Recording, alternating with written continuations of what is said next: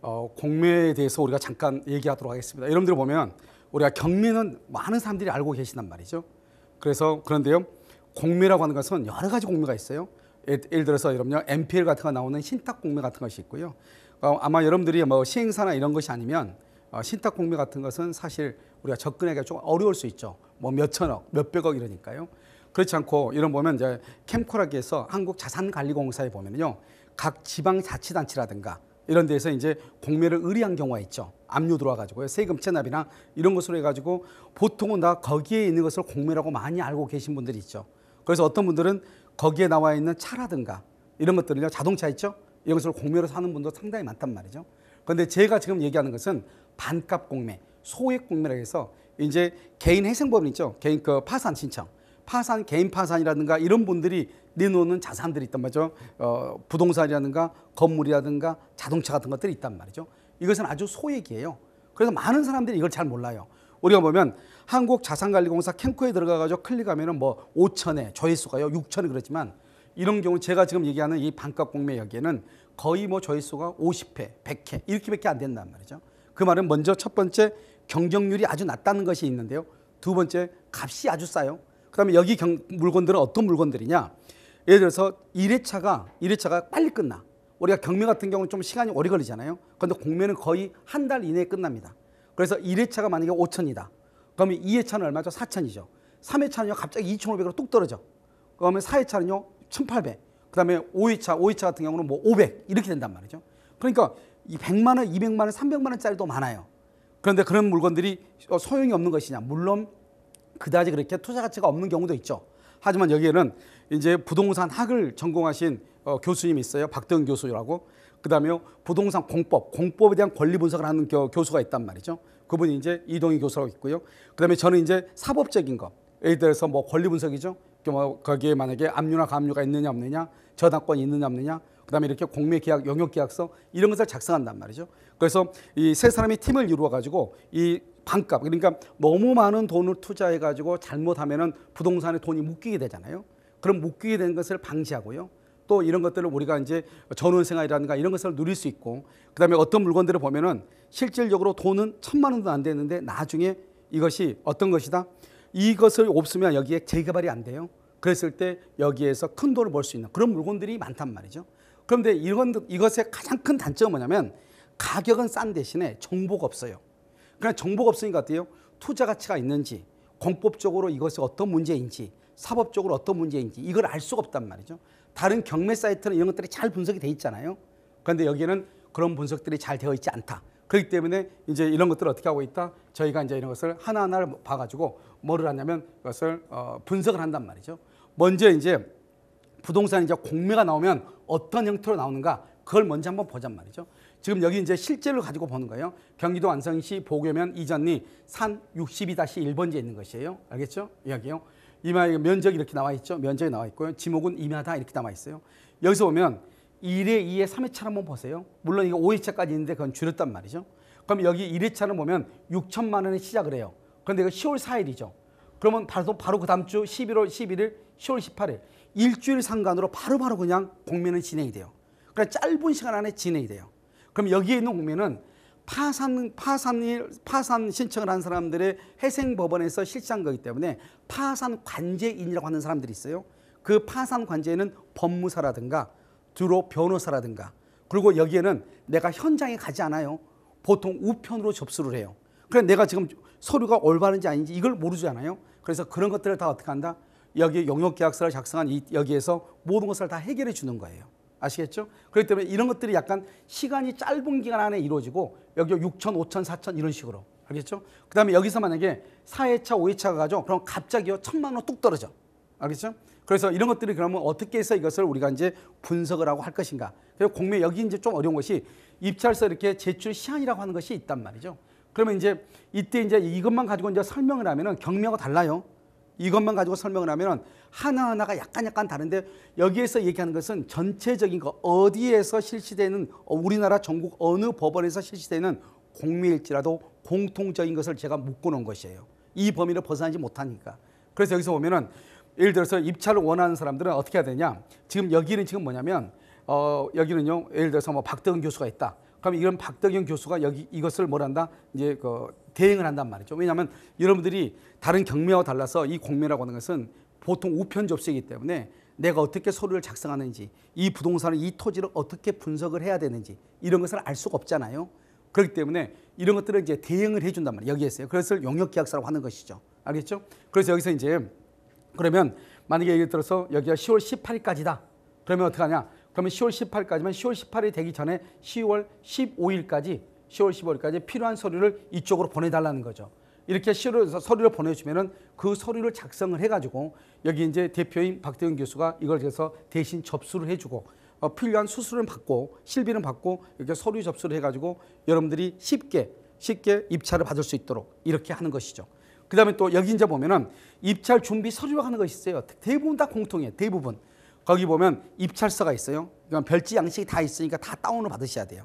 그런데 여러분들이 이걸 하나하나 대법원에 들어가가지고 이거 하나하나를 분석하려면 너무 힘들 거예요.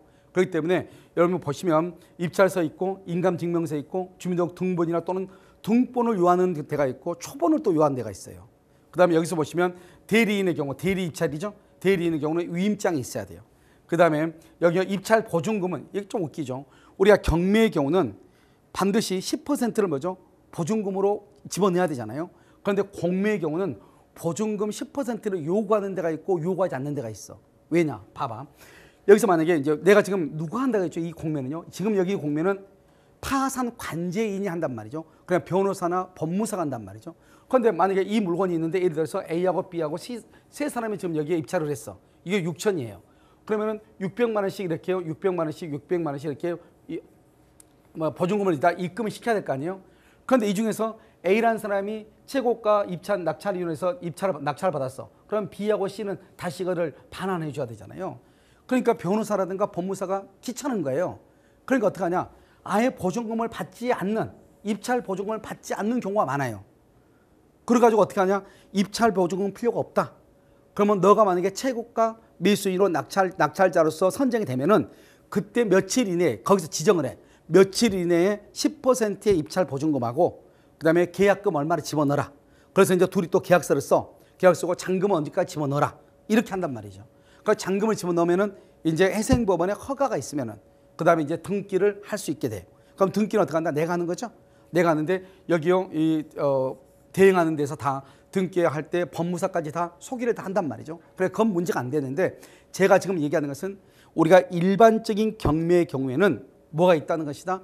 보증금이 있는 경우가 대부분이죠. 이쪽 분명히. 그런데 공매의 경우는 반은 보증금을 요구하고 반은 보증금을 요구하지 않아요. 그렇기 때문에 여러분들이 나도 한번 입찰해보고 싶다. 입찰했는데 마음에 안 들어. 내가 최고가 매수인으로 결정이 됐는데 그런데 내가 보증금을 달란 말이 없고 최고가 매수인으로 선정이 된 다음에 보증금을 집어넣어 가죠. 그럼 또 한 번 더 생각할 기회가 있다 이 말이죠.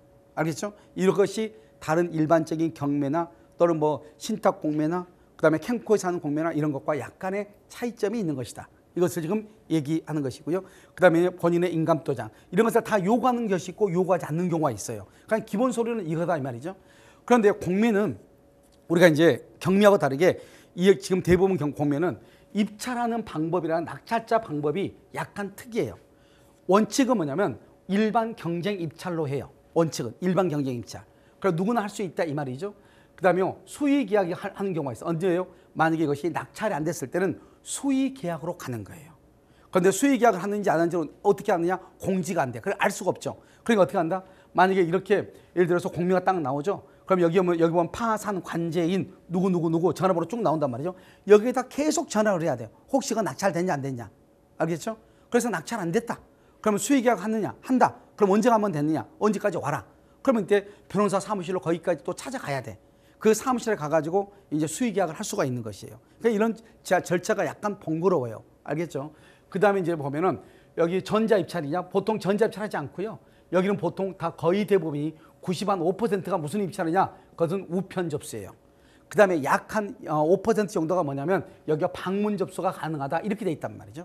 그러니까 이 소액 반값 공매의 특징은 그건 우편 접수인데 이 우편 접수할 때 서류가 올바로 갖춰져 있는지 안 됐는지 이걸 알 수가 없잖아요. 그러니까 여러분들이 최소한의 비용을 지급하고 전문가한테 의뢰할 수밖에 없는 것이다 이 말이죠. 알겠죠? 그런데 실질적으로 그러한 비용을 의뢰하더라도 얻는 액수가 너무 크단 말이죠. 그리고 또 안전하고요. 그다음에 이제 여기 보면 우리가 이제 회차가 있죠. 우리가 이제 보증금을 받을 때 뭐 공고가 딱 뜰 때 이렇게 뜬단 말이죠. 어떻게 뜨냐? 만약에 지금 여기 3회차다. 보증금은 뭐 100만 원이다. 그다음에 뭐 보통 14시까지 반드시 보증금을 입찰해라. 은행은 어디고 예금주는 파산관제인 누구 딱 나온단 말이죠. 계좌번호 어디다 이렇게. 그럼 거기에다가 입금시키면 되는데 그렇지 않고 거의 대부분 또 반은 보증금을 요구하지 않는 경우도 있다고 그랬죠. 그러니까 크게 생각할 필요는 없고요. 그다음에 이제 공매할 때 또 한 가지 이제 재밌는 것이 뭐냐면 최고가 매수인을 결정을 하고 그다음에 입찰 보증금을 지급하고 매매 계약을 체결하는 이런 단계들로 가는데요. 지금 여기서 중요한 것만 쭉 제가 지금 해냈단 말이죠. 어디나 마찬가지로 우리가 경쟁 입찰이니까요. 경쟁 입찰이니까 최고가 매수인은 한 사람이 나올 수 있죠. 그러면 그 한 사람이 낙찰자로 결정을 하는 것이고 두 사람이다. 그럼 두 사람이 어떻게 하는데 다시 또 그 자리에서 다시 또 입찰을 하는 것이에요. 알겠죠? 그렇게 하는 것이고요. 그다음에 재밌는 말은 여러분요. 이 말을 이해를 해야 되는데요. 지금 제가 얘기하는 것은 뭐라고 얘기했느냐? 지금 여기서 말하는 공매라고 하는 것은 대법원에서 개인 파산 선고를 받은 사람들의 재산을 가지고 하는 거라고 그랬죠. 그래서 파산 관제인이 있고요. 파산 선고를 받은 사람의 재산을 관리하는 파산 관제인이라는 사람이 있고 이 사람이 이 낙찰 대금을 받아가지고 채무자가 있으면 채무자한테 채무액에 비례해서 이게 배당을 해준단 말이죠. 그런데 여기서 보면은 뭐냐면 최고가 매수인을 결정을 하죠. 하고 나서 그 다음에 뭐다 단 회생법원의 허가를 조건이다. 이 회생법원이라고 하는 것이 뭐냐면 그 사람의 파산 선고를 했던 사람, 알겠죠? 그 법원에 뭐 수원지방법원, 수원지방법원 거기에서 허가를 조건인데 이 허가는 100% 그냥 무조건 나오는 거예요. 알겠죠? 그러니까 이것은 뭐냐면 그래 내가 알았어 이 말이거든요. 아무것도 아니고요. 만약에 최고가가 2인 이상이다. 그럼 어때요? 그 두 사람만을 가지고 다시 또 재입찰을 하는 거예요. 그런데 아까 내가 뭐라고 그랬죠? 대부분이다 무슨 입찰한다고 그랬죠? 우편 입찰이라고 그랬죠? 우편 접수라고 그랬죠? 그렇기 때문에 여기서는 이제 최고가 입찰에 똑같은 가격을 쓴 사람이 두 명이 나온다. 그럼 이 파산 관제인이 직접 거기 사무실에서 전화가 또 올 거예요. 어떻게 할 것인지. 그다음 두 사람이 전화로 할 수도 있고요. 그렇지 않으면 만나서 사무실로 언제 모이라 하든지 이렇게 해서 결정을 한단 말이죠. 그런 경우가 있고요. 그다음에 이제 보면 우리가 이제 보증금이라는 게 뭐예요? 만약에 예를 들어서 6천만 원이다. 그럼 우리가 이제 보증금으로 600을 넣었죠. 그럼 600을 넣어서 내가 최고가 매수인으로 낙찰을 받았어. 그러면 내가요 이 보증금을 이제 어떻게 하냐? 이 원래 매매 대금 안에 포함되는 거죠. 그러니까 600만 원을 보증금으로 냈으니까 이제 얼마 남은 거죠? 5,400이 남은 거죠. 그 5,400이 남으니까 그냥 계약권을 정하고요. 계약을 체결하고 난 다음에 매매 대금은 파산 관제인이 지정하는 계좌로 입금을 해. 그것을 말한다. 우리가 그 경매에서는 경매법원에 우리가 이제 그 낙찰 대금을 납부를 하잖아요. 그런데 여기에는 어떻게 나온다? 파산 관제인의 파산관제인이 계좌를 하나 튼단 말이죠. 그러면 그 계좌로 입금을 하면 돼. 그러면 낙찰 대금이 완납이 됐죠. 완납이 되면 원칙적으로 등기 없이도 소유권을 취득을 해요. 그것을 말한다. 민법 187조에 의한 법률의 규정에 의한 물권 변동이라고 하는 것인데 실질적으로 이제 내가 다른 사람한테 또 처분해야 되니까 내 앞으로 등기를 가져와야 되겠죠. 그 등기를 가져오는 등기 비용은 내가 부담하는 거예요. 아시겠죠? 그런 등기하는 것이 절차가 어렵다? 그러면 다시 또 여기에서요. 다시 모든 것을 다 소개를 다 해준단 말이죠. 그러니까 큰 문제가 없는 것이고요. 만약에 잔금 납부를 하지 않는 경우가 있죠.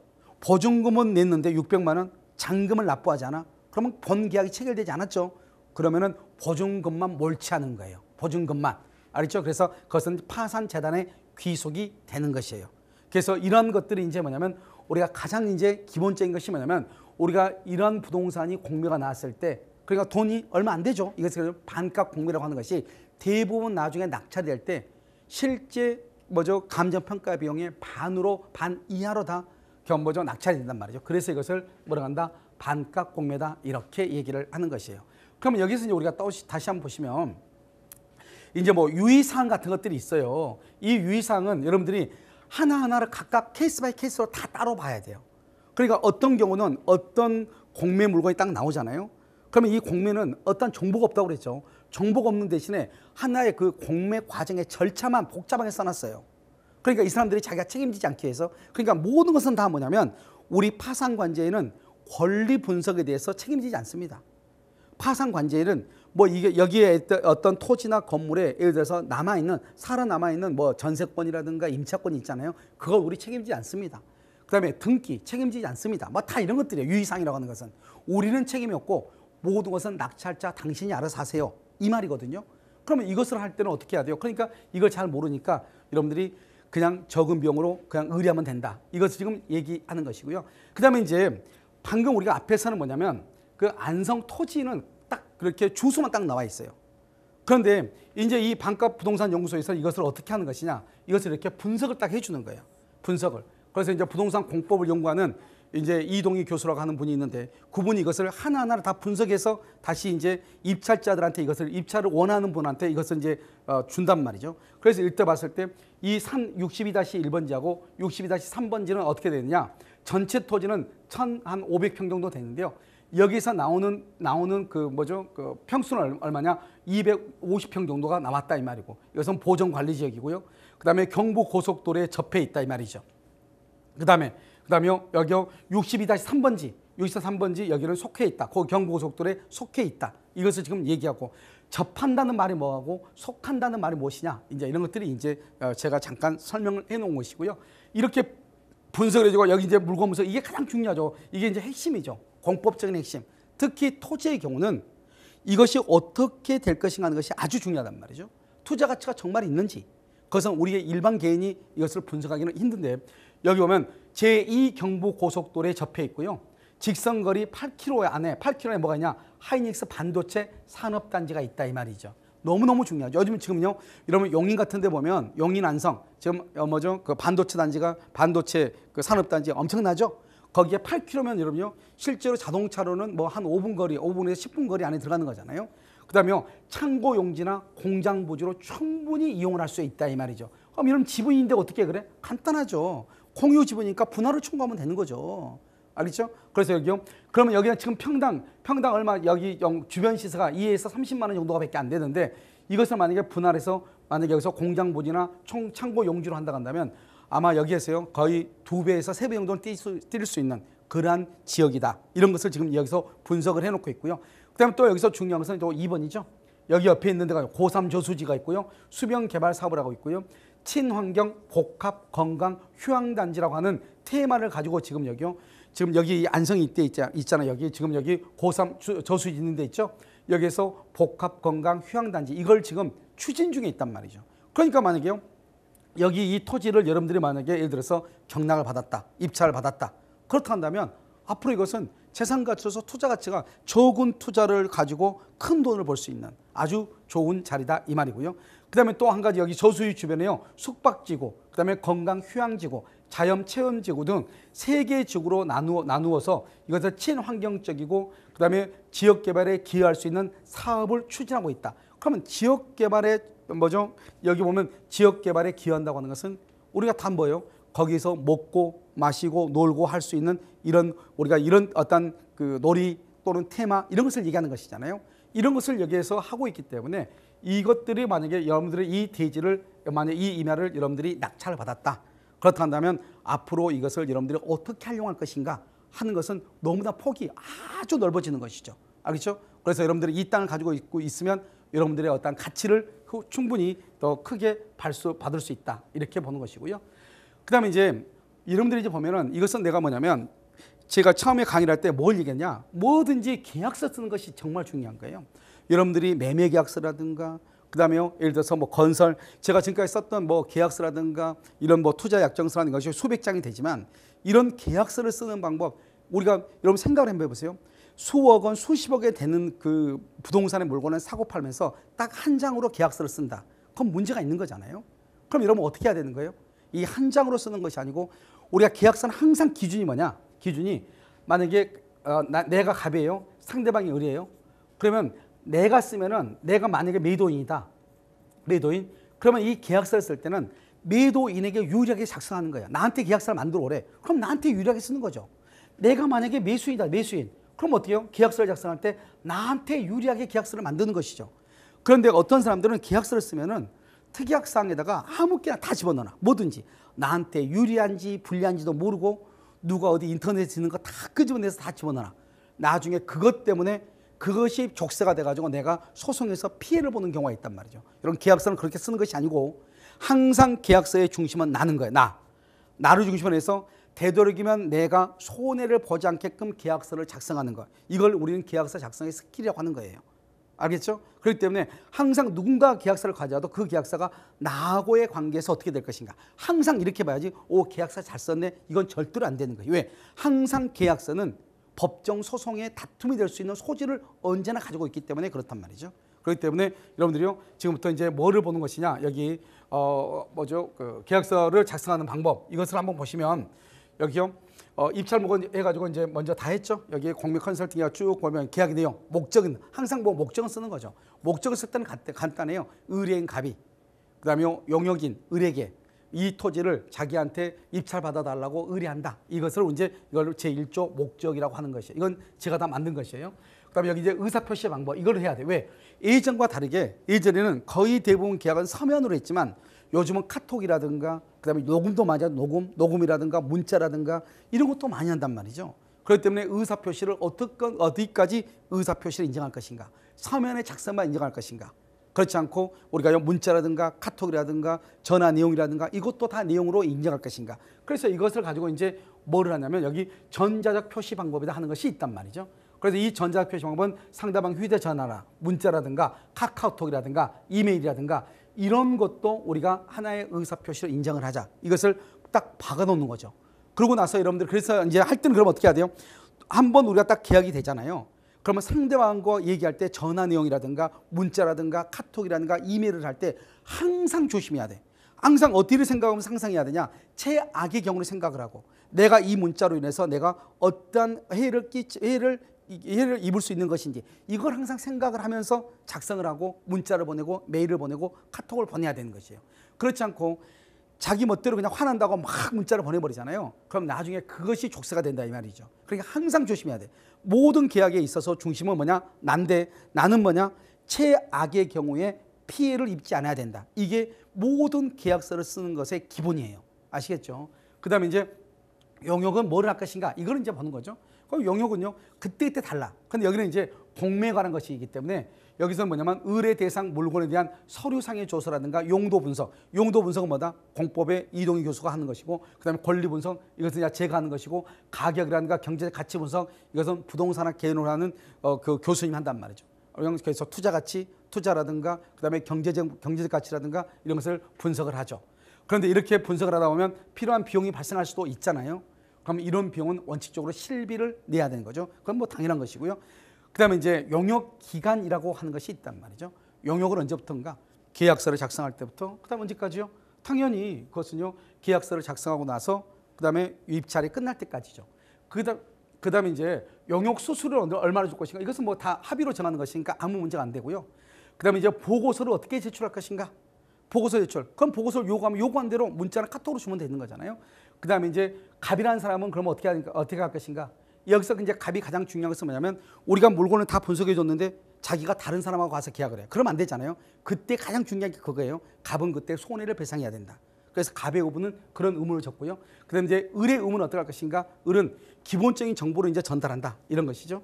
그다음에 비밀을 유지해야 돼. 비밀을. 왜냐하면 어떤 사람들은 자기가 이런 거 하는 것을 원하지 않는 사람들이 많단 말이죠. 그냥 비밀 유지 의무 이것을 하고요. 그다음에 이제 여기서 분쟁을 어떻게 조정할 것인가? 분쟁이 일어나면 어떻게 한다? 어느 지방법원을 한다. 그다음에 특약상을 어떻게 정할 것인가? 그다음에 이제 마지막으로 당사자의 권리를 어떻게 할 것인가? 이렇게 해서 작성을 하는 것이에요. 그러니까 이런 내용대로 여러분이 작성을 이것뿐만 아니고 그 어떤 내용도 다 마찬가지예요. 그래서 이런 식으로 여러분들이 공매에 대해서 또는 다른 일반 계약도 작성을 해가지고 여러분들이 피해를 입지 않도록 또 여러분들이 수익을 극대화할 수 있도록 했으면 좋겠습니다.